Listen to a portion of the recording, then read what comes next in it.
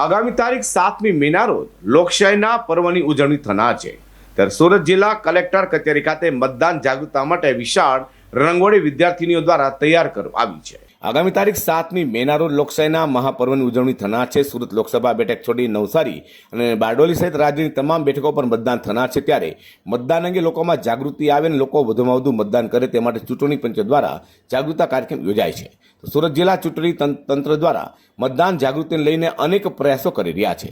Surat collector કચેરીને એ અને બી બિલ્ડિંગમાં મતદાન જાગૃતિ લઈને રંગોળીઓ તૈયાર કરાઈ હતી। શાળાની વિદ્યાર્થીઓ દ્વારા લોકોને મતદાન પ્રત્યે જાગૃત થાય તે માટે વિશાળ રંગોળી તૈયાર કરાઈ છે, જેમાં લોકશાહીના તમામ મુદ્દાઓ આ રંગોળીમાં આવરી લેવામાં આવ્યા છે। નમસ્તે, મારું નામ દરજી પીએલ પરેશકુમાર છે। હું ધોરણ 10 બ માંથી સંસ્કારવાદી વિદ્યાલય સ્કૂલમાંથી બોલું છું। આજના દિવસે અમે મતદાનના ચૂંટણીના એના પ્રમાણે અમે અહીંયા રંગોળી કરી રહ્યા છીએ।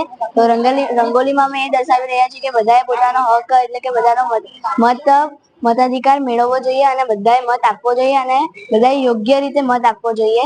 દરેક અમે અહીંયા રંગોળીના હેતુથી દર્શાવી રહ્યા છીએ કે અમારો હેતુ શું છે, કે અમે કહી રહ્યા છીએ કે મત કેવી રીતે આપવું જોઈએ। અમે અમારી રંગોળીમાં નવું સંસદ ભવનને બી દર્શાવેલી છે અને એમાં બધા પ્રકારની ચૂંટણી અને બધા પ્રકારનો અધિકાર મેળવવો એવી રીતે અમે અમારી રંગોળીમાં દર્શાવી રહ્યા છીએ।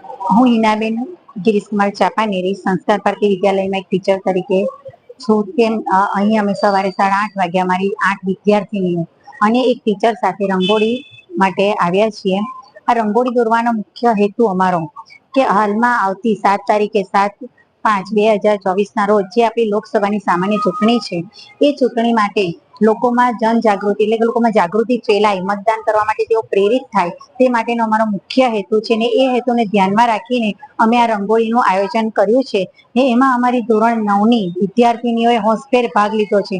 9મા ધોરણની વિદ્યાર્થીનીઓ હોવા છતાં પણ તેઓ એ માટે ખૂબ જ જાગૃત છે અને અમારા ચિત્રમાં અમે બધી જ વિગતો અંદર આવરી લીધી છે। અંદર યુનિટ કંટ્રોલ યુનિટ છે, બેલેટ યુનિટ છે, તેમ છતાં કોઈ લોભામણી વસ્તુથી આકર્ષાવી નહીં અને પોતાનો કિંમતી મત પોતે બીજાને ન આપી દે અને તે યોગ્ય વ્યક્તિને જ તેઓ ચૂંટે તેવી યોગ્ય વ્યક્તિને તેઓ મત આપે પોતાનો કિંમતી, એ હેતુથી અમે અહીંયા રંગોળીમાં હોંશભેર બધાએ ભાગ લીધેલો છે અને અમારો મુખ્ય હેતુ કે આપણે આ વર્ષની લોકસભાની સામાન્ય ચૂંટણી 2024માં 100% મતદાન થઈ શકે એ માટે પણ અમે લોકોને ખૂબ પ્રેરિત કરવા માટે ઈચ્છીએ છીએ।